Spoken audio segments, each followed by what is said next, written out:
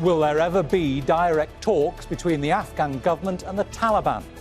Following further attacks, the army resumes offensive operations against what the president calls the enemies. The Taliban calls this a declaration of war.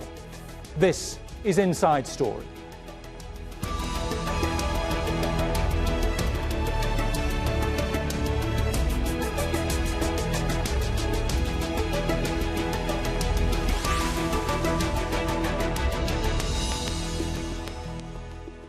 Hello, welcome to the programme. I'm Bernard Smith. From the cradle to the grave, it seems no one is safe from Afghanistan's endless war. Newborn babies, mothers and nurses were among 24 people killed when gunmen opened fire inside a Kabul maternity hospital on Tuesday, while 32 mourners at a funeral in Nangahar province were killed by an ISIL suicide bomber. President Ashraf Ghani responded by ordering the army to resume offensive operations against the Taliban. The armed group denies involvement and it says its leaders are ready to fight back.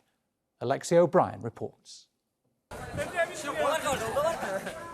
In the eastern province of Nangahar, survivors of a suspected suicide bombing at a funeral struggled to contain their grief and anger.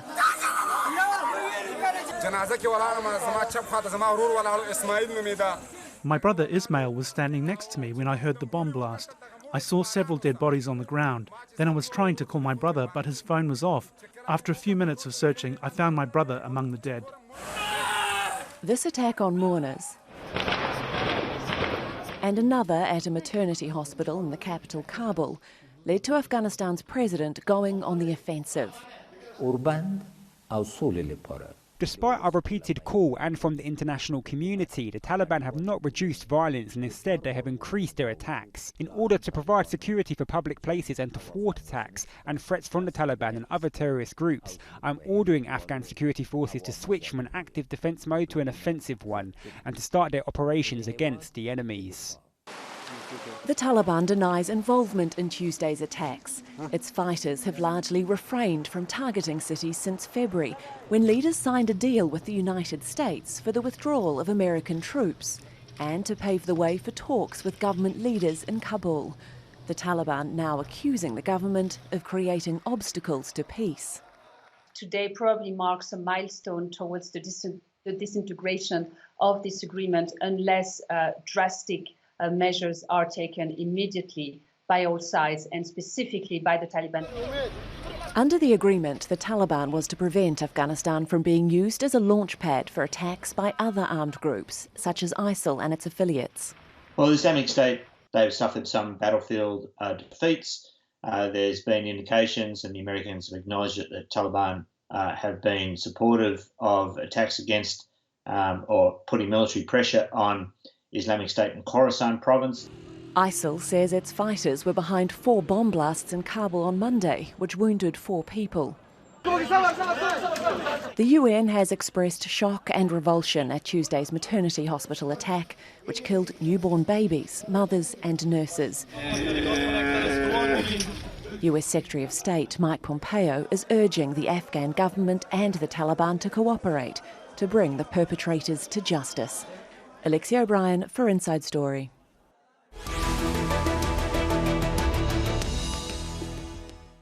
Let's introduce the panel. In Kabul, we have Popal Habibi, an academic researcher on peacebuilding in Afghanistan. In Doha, Sultan Barakat, Professor of Conflict Resolution at the Doha Institute. And in London by Skype, Kate Clark, co-director of the Afghanistan Analysts Network. Welcome to you all. Popal, in Kabul, first of all, Ashraf Ghani puts his troops back on the offensive. The Taliban calls it a declaration of war. Can we ever see a time when these two parties will get together around the same table to talk peace? There are a few issues to discuss before going to the direct negotiation with Taliban. First of all, the power of Taliban inside Afghanistan, in all those areas where they have how much grip on the in control of other terrorist groups. And the second is the demands of Taliban and also demand of the Afghan government. Taliban is asking for releasing of their 5,000 prisoners and immediate before they are agree to set a time frame for starting the negotiation. And Afghan government is asking for ceasefire or at least reduction in violence, and also setting a time frame or a date for direct negotiation with Taliban. So these are the two issues which can be, which is now a kind of barrier to going forward to the peace process. There are huge amount of pressure on Afghan government by releasing the Taliban, like this last two attacks, which which was in Kabul and also in Nangahar and also in Balkh, 3 attacks, create a huge pressure on Afghan government. They released around 700 or 750 Taliban prisoners from the prisons. Okay. So this kind of situation, which create more problem and more tension, and also more pressure on government to make to be honest with even with the public. Public are asking for actual steps toward peace, while Taliban is not going forward and not complying with the commitment which they made with the United States for reduction in violence. Okay. Like in February, when they made the agreement, to date they made around 70 attacks in Kabul. Yes. So that's not something which can make way forward for going to the direct negotiation, or at least for the peace. Okay, Popal. Sultan, Popal has outlined there the problems with getting around the table before the attacks on Tuesday. The public is not seeing any dividend from this agreement between the US government and the Afghan government. Is it going to be, are they ever going to sit around the table, the Afghan government and the Taliban? Yes, well, first of all, Ramadan Kareem to all. And I must say how difficult it was to hear the news of those 2 massacres that happened in Kabul and in Nangahar. There is still a chance, and a lot of people really genuinely believe that this is the best opportunity Afghanistan have had for many, many years. And it is in the hands of the Afghans to make this work. The agreement, which was signed on the 29th of February, was expecting a couple of moves, as were highlighted by our colleague earlier. One of them was the release of 5,000 or up to 5,000, as it actually says in the agreement, prisoners from the Taliban fighters. Now that has not happened as fast as was expected, and as a result, the next step, which should have been an intra-Afghan negotiation, Afghan negotiation, did not take place. And the longer this period goes, I believe the greater the opportunity it creates for other splinter groups, as well as Daesh and potential other spoilers, to try and undermine the possibility of peace in Afghanistan. So those attacks that we saw are a very good example of what can happen if the Afghans, with the help of the international community, are not able to close the gap between the signing between the United States and the Taliban and the start of the negotiations between Taliban and the Afghans, in order to come up with a roadmap for a sustainable and stable situation in Afghanistan. Okay. Kate, Sultan sees there a window, still a narrowing window of opportunity for these talks to one day take place, but it seems to be all unravelling, doesn't it? Do you see there's any chance for these two sides to get around the table? I think in reality it was already unravelling before these 2 absolutely savage, horrifying attacks in Kabul and Nangahar. One of the problems was that the deal between the Americans and the Taliban was sort of vague from the beginning. So the Taliban came away saying our jihad, as they call it, carries on against the Afghan state, the Afghan forces and Afghan government, not against the foreigners. the Americans clearly understood that they had an unwritten understanding that the Taliban would continue with the reduction in violence. So from day one after the deal, the Taliban were resuming their attacks. The Afghan government forces and the Americans have been much more restrained as they tried to cling on to this idea that there could be a reduction of violence as a confidence-building measure for the talks. If you look around at Afghanistan today and the last few weeks, it looks like a normal spring offensive to me. We haven't had a declaration from the Taliban. We haven't had the normal spectacular attacks, as they call them, which is usually several coordinated attacks on provincial centres or major urban terrorist attacks. But even so, it looks like a spring offensive to me. And to be honest, I don't see any intention from the Taliban of sitting down and talking. Their actions belie that.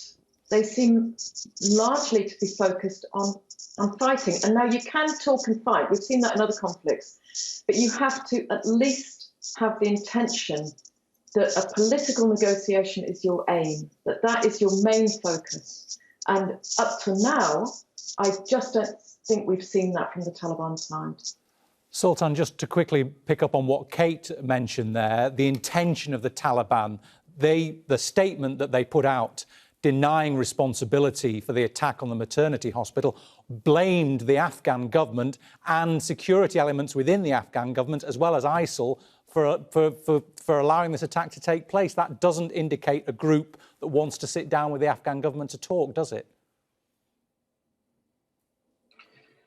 Well, I think for every argument, there are two sides in this, and you'll probably hear the same argument from the government side. They look at the Taliban and they've kind of accused them of the attacks, despite the fact that they denied it.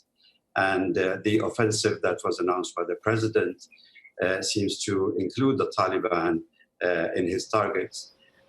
So what happened in reality since the signing of the agreement is that there has been a significant reduction in violence in Afghanistan. Statistically, if you look at how many attacks were happening and how many people were being killed before 29th and today, there has been a reduction.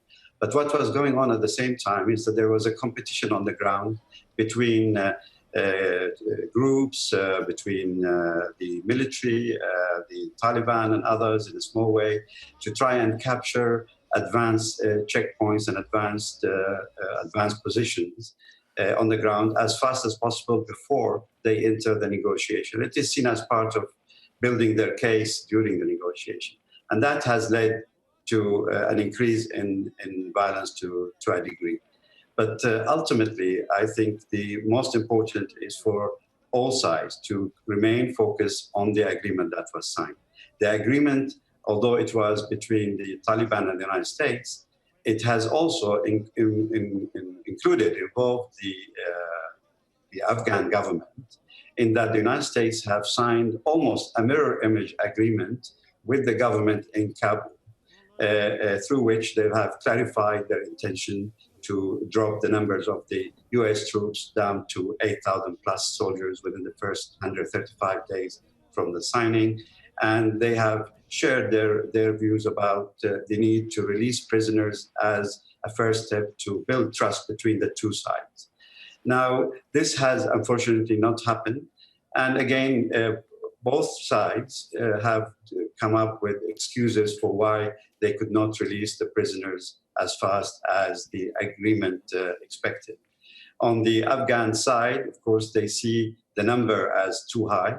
Also, in the sense that they could go back and fight, particularly given the timing that these 5,000 fighters, if they are released with the advancement of the spring and summer, then they can go back and fight against the government. They're also concerned about some whom they term as high-value prisoners that could mobilize further waves of violence in Afghanistan and elsewhere.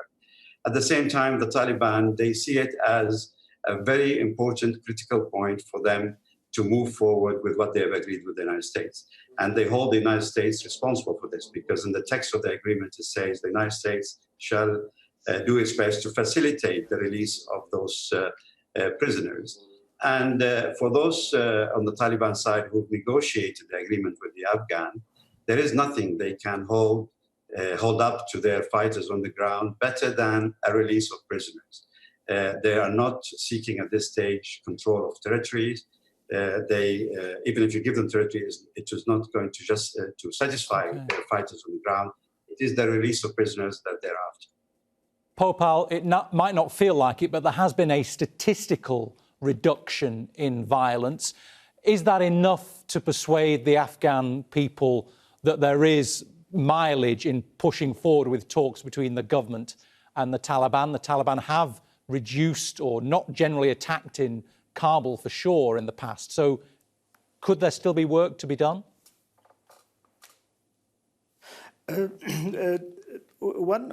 The reduction of violence doesn't mean that they are carrying in 1.5 months 70 or 75 attacks in different parts of Afghanistan. The first thing. The second thing is that in the last 2 days there were 3 huge attacks in maternity hospital and also in Nangahar and also in Balkh. If Taliban is saying that is not there, they were not behind of this attack, then who else were? Who else is doing these attacks? Because the Taliban have to show that they are committed to what they say, or they're committed to what they sign agreement with the United States.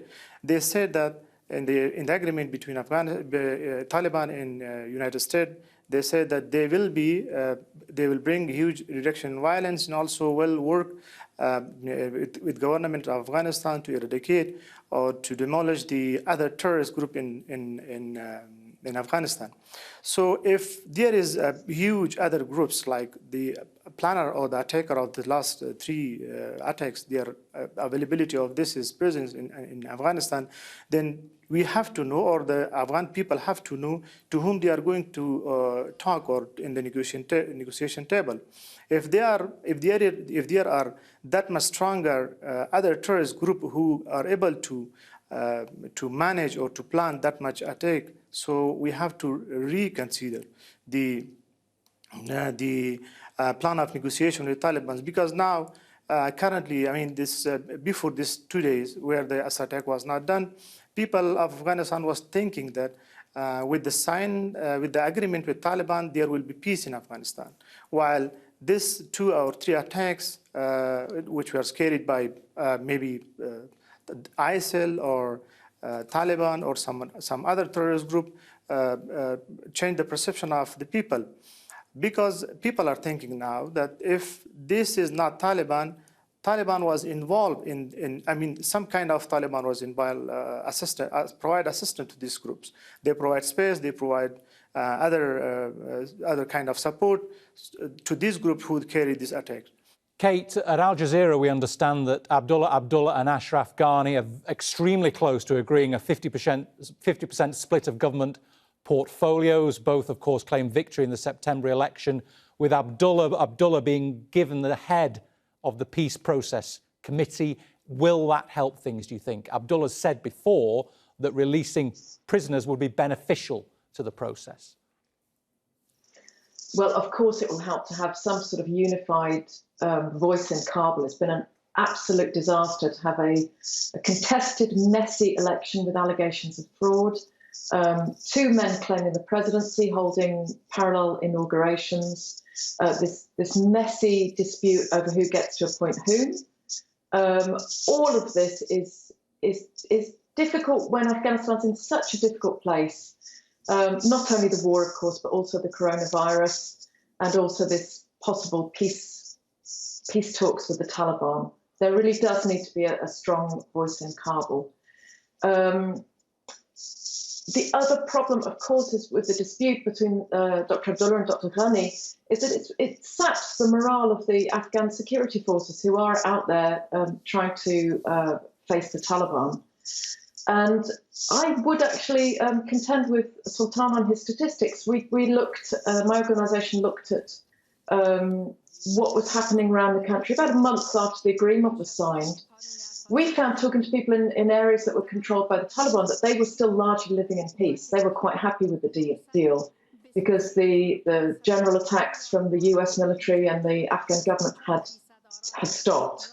It was in the areas that were contested where people were seeing extra checkposts from the Taliban, assassinations, abductions, attacks, particularly on highways and ring roads. It was in those places that we saw the Taliban launching attacks again. And at least early on, there was a lot of restraint from the Afghan security forces and from the US military. So, I think there needs to be good intentions from both sides, from Kabul and the Taliban. And at the moment, without that, I think it's difficult to foresee the two sides sitting down together. And the issue of the prisoners is something of a side issue, I think.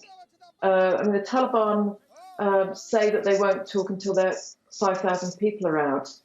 But at the same time, they're ratcheting up the war in ways that really sap confidence in their good intentions. Sultan, as Kate says, the Taliban are ratcheting up the war. Would it make any difference if Abdullah and Ashraf Ghani agreed on a sort of a unity government with Abdullah heading the peace process? Would that help at all?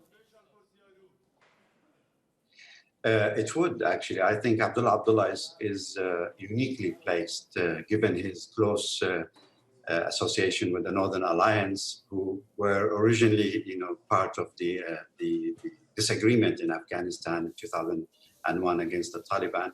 So him being at the helm of the peace talks, I think it does help. However, it has to be done in a way where he is really genuinely empowered to be able to move forward and take decisions. At the moment, the structure for the peace talks is not entirely clear. The president has announced a team.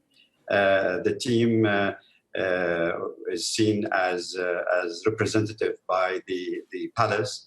Other parties have come out and said, well, it doesn't actually represent all of our interests.